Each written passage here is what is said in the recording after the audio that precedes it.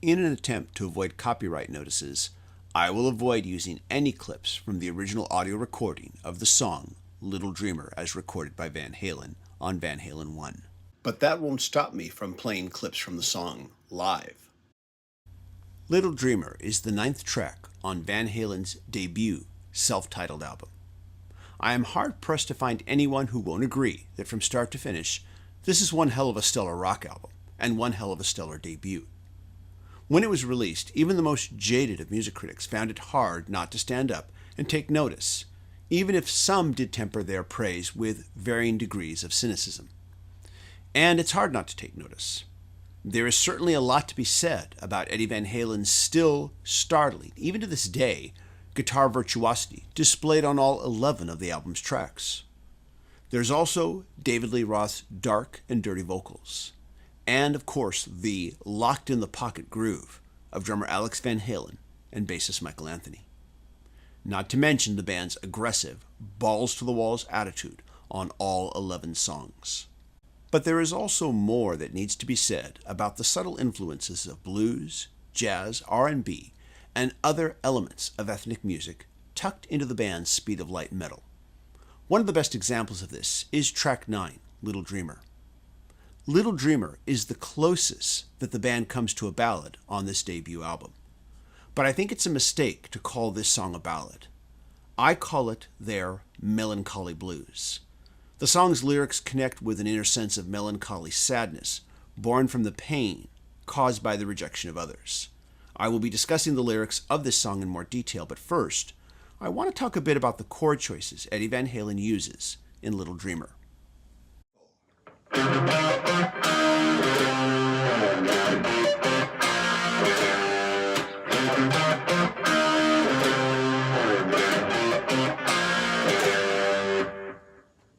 That's the opening riff to Little Dreamer by Van Halen. Now the chords Eddie is using are a C minor 7th and a G minor 7th. I'm going to play this now without distortion.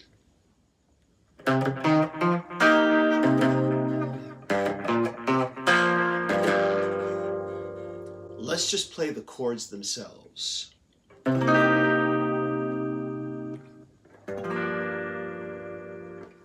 That's the C minor 7th, and here's the G minor 7th. I should mention that Van Halen tuned down a half step, which lowers the pitch and thus changes the actual names of the chords being discussed. But as far as the guitar fretboard positions are concerned, the chords are C minor 7th and G minor 7th. When you hear these without distortion, you can hear the whole jazz, blues, funk vibe that these chords have.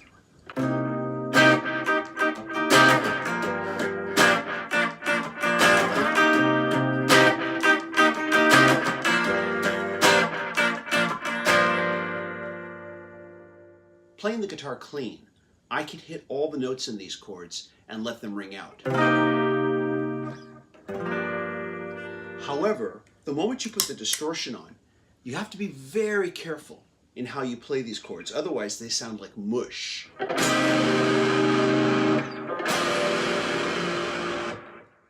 Eddie Van Halen intrinsically knew this, so he was very careful in how he voiced these types of chords while using distortion.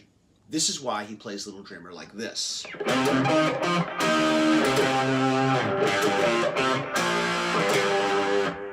Notice how he separates the treble notes from the bass note. Like so.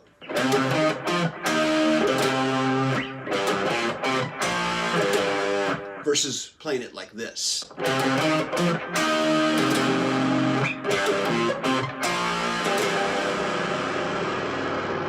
Noise, mush, it's not good. Getting back to the chord shapes. When Van Halen premiered their first album in the late 70s, they gave rise to a huge amount of bands that we would later refer to as the hair metal bands of the 80s. But one of the things that I think that Van Halen had over a lot of those hair metal bands was the fact that Eddie was using guitar shapes that were normally reserved for more blues, jazz, and funk playing, such as with Little Dreamer.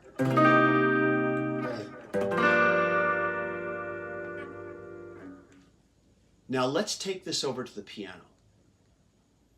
I'm going to play the same two chords I played on guitar just a moment ago here on the piano.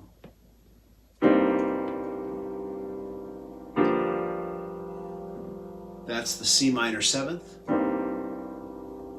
to the G minor 7th. From there it goes to a B flat 5 to an F5. These are like those guitar power chords.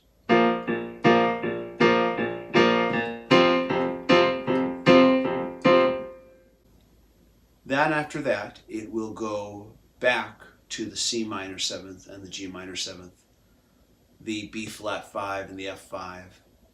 Then come the a cappella oohs, and then we have an interesting chord here. We have an F minor 7th that we use. Oh, so sad and dark and bluesy and jazzy sounding. Beautiful chord. To a G, which is very startling coming right after that. And so we've got that, they may talk about you cold when you were headed for the sky, but you were young and bold, and baby, didn't that change with a wink of your eye? Now no one's talking about those crazy days gone by.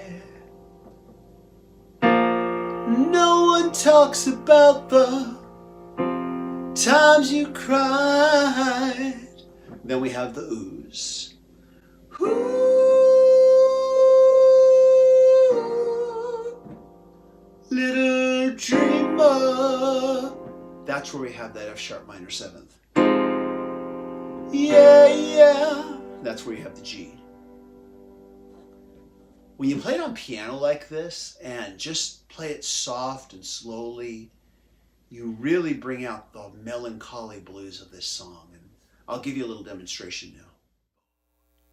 They may talk about you cold when you were headed for the sky, but you were young and bold, and baby, didn't that change with a wink of your eye? Now no one's talking about those crazy days gone by. No one talks about the times you cried. Ooh,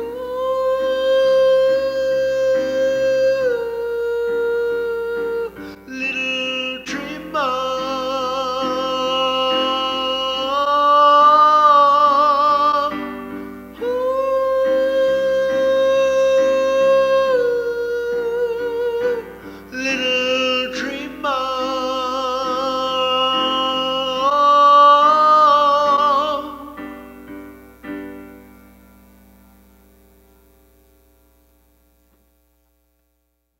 Personally, I would love to hear a great female soul singer perform this song in the style that I'm playing it in right now. I think that would be awesome to hear. I want to take a moment now and talk about the lyrics, but also I want to discuss what I guess I can best describe as an incongruity that I've only just recently discovered while researching for this video.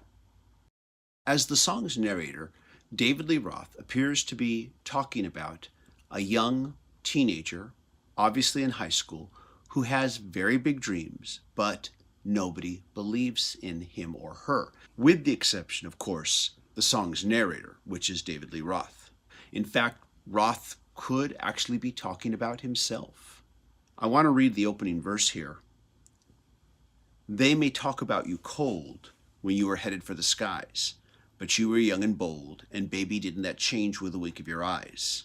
Now no one's talking about those crazy days gone by. No one talks about the times you cried.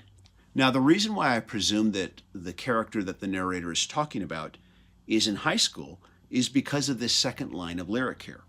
And then they went and they voted you least likely to succeed. That is very much calling out to high school yearbooks, where they would actually vote most likely to succeed This, of course, would have been publicly done in the high school yearbook. Privately, though, you might see your fellow students vote you least likely to succeed, though they wouldn't publish that in the yearbook, but privately behind your back they might do that. Being a teenager with big dreams and having a feeling as though the rest of the world doesn't believe in you is, or at least was during the time that I was growing up, a pretty common attitude that I encountered. So that's why I feel like this main character here that's being talked about in the song is in high school.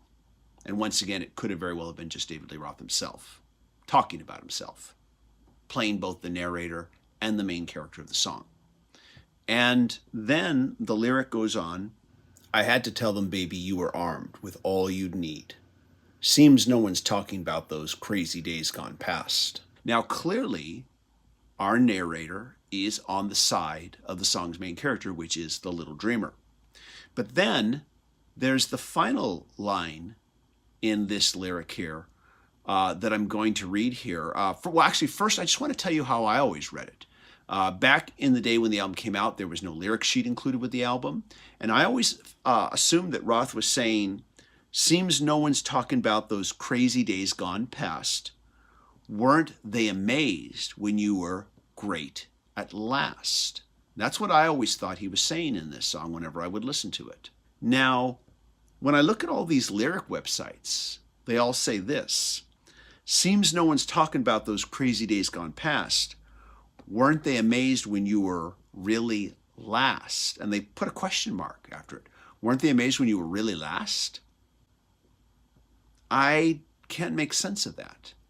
Why would all the surrounding individuals that went to high school with this young individual who did not believe that this character, the little dreamer, would ever succeed, why would they be amazed if he was really last? Saying that the little dreamer is really last to me implies that the character did not succeed. The character, the little dreamer, lost. And that wouldn't amaze all these people who didn't believe in our main character. That would be what they would expect. To me, it makes more sense that he would say, weren't they amazed when you were great at last? This gives it a triumphant conclusion. And after I looked at these lyric pages, I thought about this. Could I be hearing this wrong? Did I hear it wrong all these times? I went and played it back, and I listened real carefully. And I noticed that if I listened to it, and if I sang in my head really last at the time that he sings that line, it does sound like that. But then when I played it back, and if I sang great at last in my head while listening to it, it sounded like that too. Now, here's the thing with a lot of these lyric websites, is that if the first person that transcribes this to the internet hears it wrong, puts it on the internet, all the other lyric websites just cut and paste and copy the same thing. Now, once again, the original album has no printed lyrics. I'm not saying they're all wrong and I'm right, but I am perplexed by this. Why would Roth sing really last? It just doesn't make sense to me. The song, from a storytelling perspective, makes sense when you say great at last, because then you have this triumphant ending. Now you might say, well, he's saying, weren't they amazed when you were really last? Because it was supposed to be a tragic ending. This person never achieved their dreams. But once again, it doesn't make sense to say that all these other people who didn't believe in our main character would be amazed that our character did not succeed, because they all voted that person least likely to succeed. So it wouldn't make sense that they would be amazed by that. That's what they would expect. Now, I did a little more research, and I discovered a couple of things. On one website that discussed this song in brief, I read a comment by someone who said that he went and saw David Lee Roth live. This was during the Sam and Dave show, when Sammy Hagar and David Lee Roth were touring together.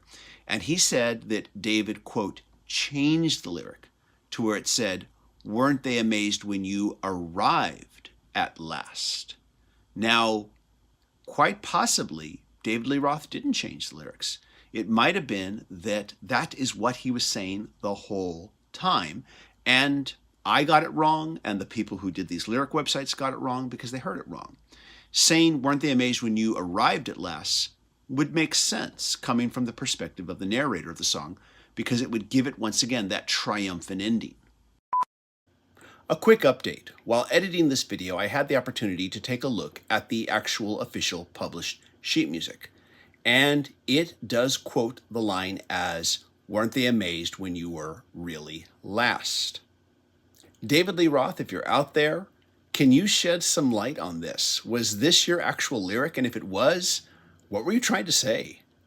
Until I hear otherwise, whenever I listen to this song, it's going to end with, "Weren't they amazed when you were great at last?"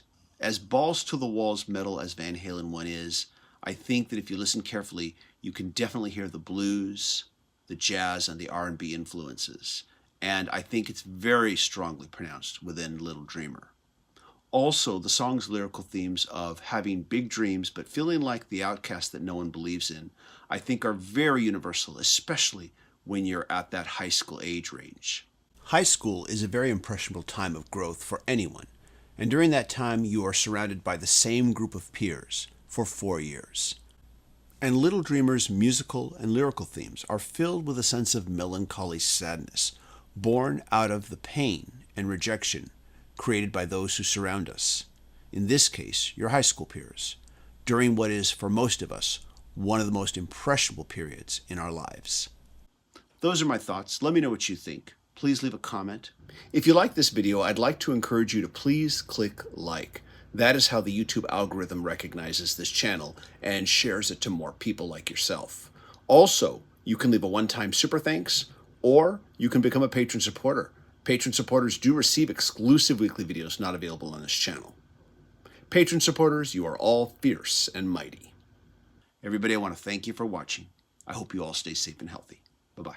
Let me talk about your cold when you were headed for the sky. But you were young and bold, and baby, didn't that change with a wink of your eye? Now no one's talking about those crazy days.